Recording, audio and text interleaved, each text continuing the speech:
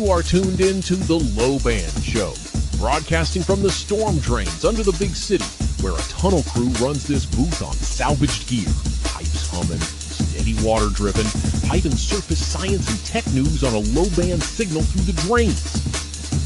I'm your host, Max Hertz. Welcome in. Here's what we do. We take real science and tech news from the surface, summarize it, then go deeper to educate, entertain, and shed light on what's in store for our collective future. News from the net, clear signal, and a little tunnel. If you came for hype, you took a wrong turn at the storm drain. Welcome in. I'm Max Hertz, and it's good to have you joining us today. Wiz, good to have you here in the booth. Good to be back, Max. Ready when you are. Today on the LowBand Show, we're diving into some crucial developments, starting with the news about scientists editing human embryo genes and the questions that remain. We'll also look at the surprising discussions around public ownership in AI from figures like Donald Trump and Bernie Sanders, then explore the future of string theory. Plus, we'll celebrate the winners of the International Obfuscated C Code competition and examine the EU's extensive open source plans. Let's get into it. This one made me sit up. The Wall Street Journal reported on Monday that a DNA editing feat involving early-stage embryos was announced this week. They described it as a far cry from designer babies, but nevertheless a step in that direction. Now, Wiz, this is definitely going to spark some debate. A far cry is a long distance, but a step implies direction. The tension between those two phrases sums up the stakes here. It's a precise technical leap with massive implications. Dieter Egli, an associate professor at Columbia University, and his co-authors, including Nathan Treff of Nucleus Genomics, say the technology could fix disease-causing mutations. They're explicit. We're not throwing the final, okay, you will have gene-edited babies tomorrow at the public. This is a process. It's a process, but also a proof of concept. The ability to precisely target and alter individual DNA letters without damage is a significant technical advance, especially compared to earlier methods. For listeners who may not know Wiz, how does this new base editing technology compare to previous gene editing efforts like CRISPR that we've heard about? CRISPR acts like molecular scissors, cutting out parts of the DNA sequence, but that can sometimes cause unintended damage. Base editing is more like a molecular pencil, allowing for more precise changes to individual DNA letters, with fewer adverse effects. Egli's group focused on altering two genes, one linked to heart disease and another to blood disorders like sickle cell. The research showed they were sometimes successful, even in the same embryo, without damage. However, Dr. Alexis Comore, a professor at the University of California, San Diego, who wasn't involved, sees a problem. There really is not any unmet medical or clinical need for this, especially from an in vitro fertilization perspective, Comore said. Usually what you'll hear is that they're doing it just so that, we can prevent genetic diseases, but there are so many other better ways to do that. That's a strong counterpoint. She's saying the technical capability exists, but the justification for its current application in embryos is weak because existing, less ethically fraught methods achieve the same medical outcome. Comore goes further, calling it a huge no-no and stating there's just no ethical way to use this. She worries they're building a blueprint for more ethically problematic forms of embryo editing. Meanwhile, Nucleus Genomics, a DNA testing startup, plans to fund Egli's further research. They also sell a polygenic embryo screening product that produces risk scores for disease, height, IQ, and eye color. The conflict is clear. One side sees a path to disease prevention. The other sees a slippery slope to eugenics, especially with a company already screening embryos for traits like height and IQ. The ethical framework is struggling to keep pace with the science. This research pushes the boundaries of what's technically possible in human embryo gene editing using a more precise base editing method. While proponents see a path to preventing genetic diseases, critics raise serious ethical concerns about its necessity, potential for misuse, and the slippery slope toward eugenics. The debate, it seems, has just begun. Let's put a frame around this. A fascinating convergence of political figures are discussing public ownership in AI. The Associated Press reported on June 6, 2026, about this growing populist sentiment. Wiz, what do you make of this emerging dynamic? It's a classic tension. AI powerhouses want to innovate, but policymakers feel populist pressure to ensure the public benefits, not just bears the costs. Altman's agreement with the general idea, even without the 50% threshold, is highly significant. It shows the conversation has shifted. U.S. Senator Bernie Sanders announced a plan for the public to take a 50% ownership stake in AI companies. And then OpenAI's Sam Altman told Sanders that he too wants the public to have equity in AI companies. This highlights the inherent tension between AI developers and policymakers. The public is increasingly asked to accept AI's costs while remaining unconvinced of its direct benefits. It's creating odd political bedfellows. Wiz, for listeners who may not know, can you briefly explain who Senator Bernie Sanders is and who Sam Altman is? Senator Bernie Sanders is an independent U.S. Senator from Vermont, known for his progressive policies. Sam Altman is the CEO of OpenAI. The move is less about AI policy than perceived public benefit. Though Altman said he couldn't support Sanders' threshold of 50%, he nonetheless wanted to work with him, and President Donald Trump now embraces giving the public a stake in AI's growth, describing a potential partnership where the American people can benefit from the success of AI. The bipartisan engagement from Altman, meeting with congressional leaders from both political parties, suggests a strategic long game.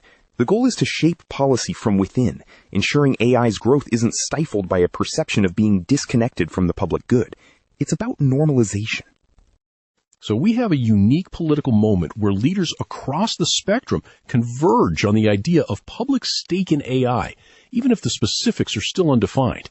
The challenge will be turning broad populist sentiment into concrete, actionable policy.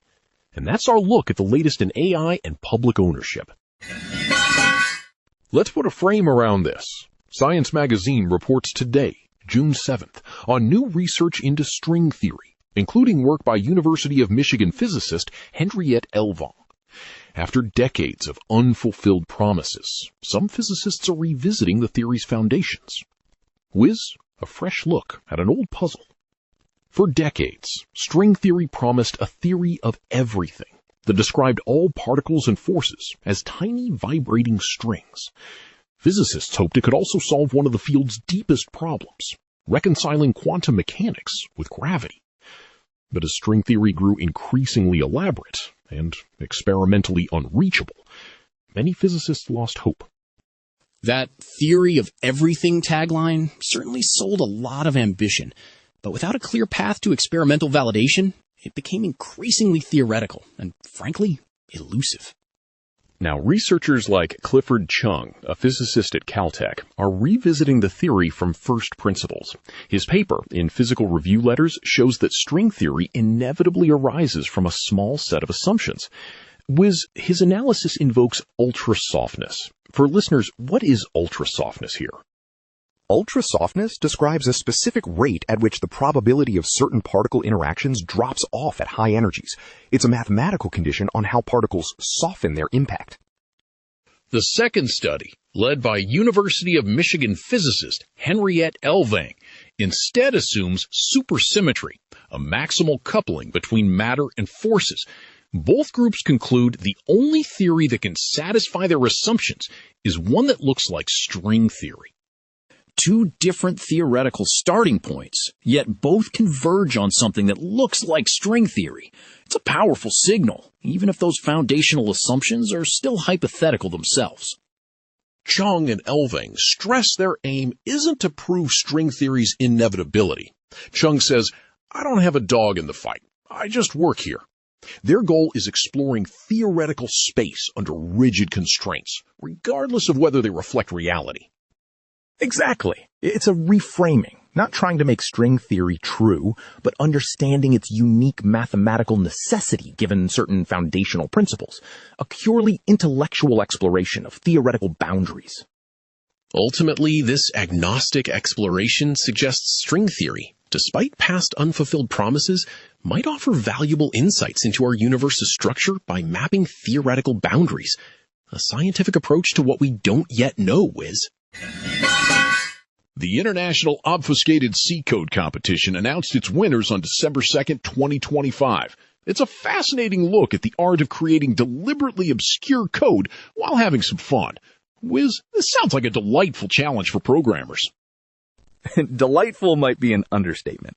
It's more like a digital puzzle box designed by engineers who both love and want to slightly torment their language. The near-historic quality of submissions signals true dedication to the craft of clever confusion. Indeed. The IOCCCC homepage notes the volume and quality of submissions for this 29th competition were at near-historic heights.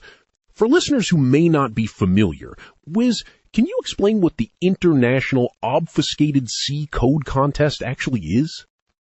It's a contest where C programmers intentionally write source code that is difficult to understand, often for a specific, sometimes surprising function.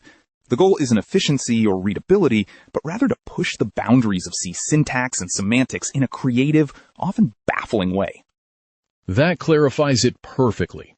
Among the winners, there's a Tetris-optimized Game Boy emulator with source code that visually resembles a Game Boy, and a quasi-roguelike game voted most likely to teleport. Wildly creative seems to be the theme here. Visually resembling a Game Boy is next level, almost a meta-obfuscation. And most likely to teleport suggests a kind of chaotic elegance, code that surprises even its creator perhaps. It's pushing C to its limits, then pushing those limits into the absurd. There's also a winning Taiwanese programmer who formatted their source code in the shape of a TARDIS from Doctor Who. That code then displays an intricate ASCII animation of Doctor Who's 1963 opening title sequence. For those unfamiliar, Wiz, what is ASCII? ASCII, or American Standard Code for Information Interchange, is a character encoding standard that represents text in computers using numbers.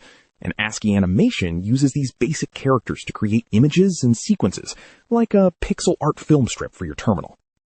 Thank you for that.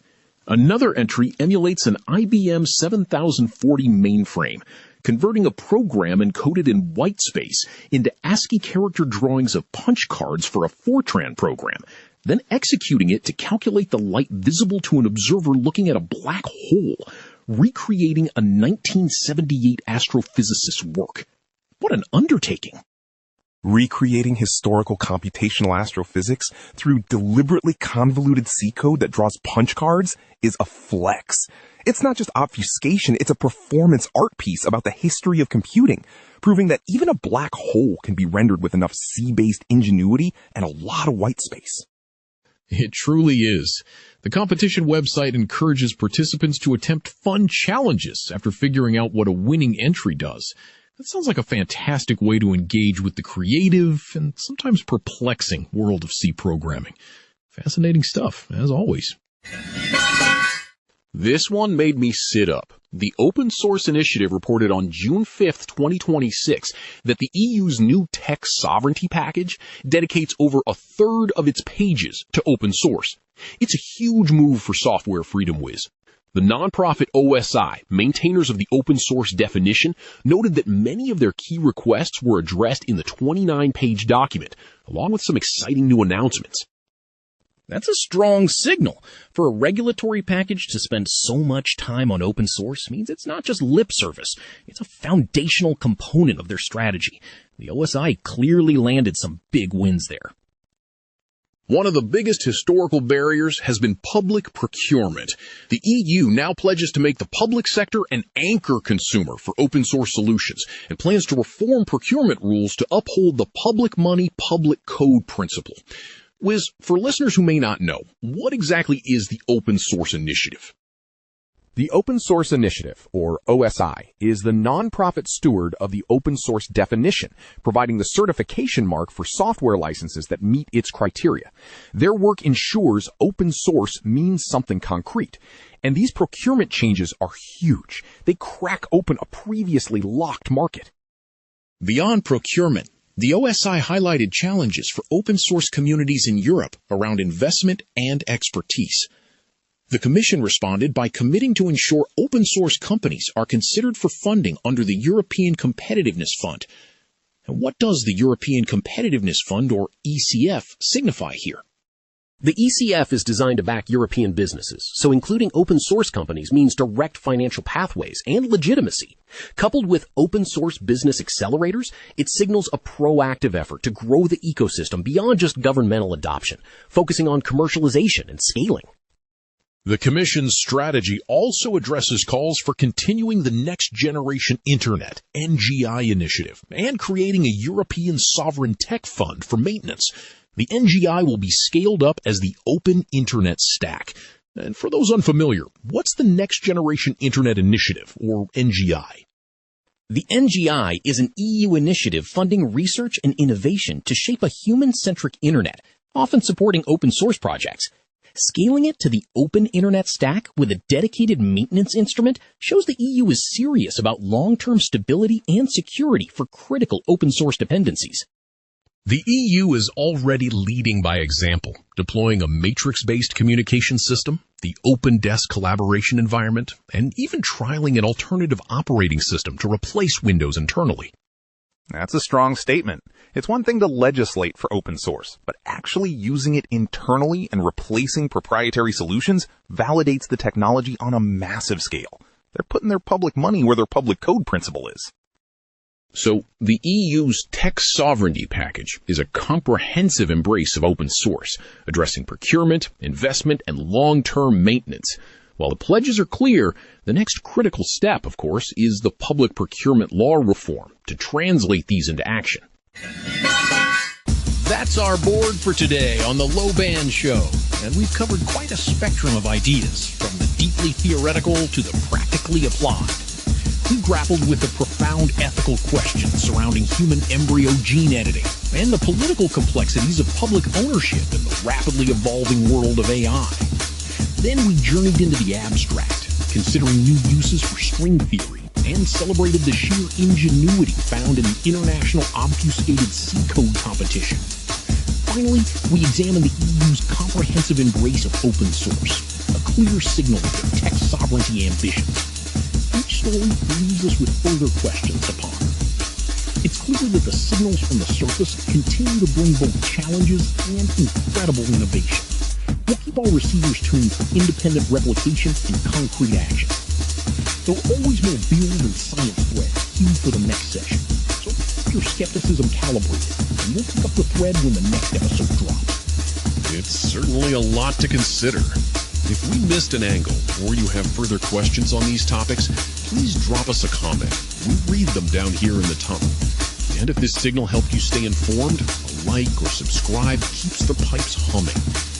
More surface news and deeper dives are coming through the grate soon. Until then, stay curious, and we'll catch you next time on the LowBand Show.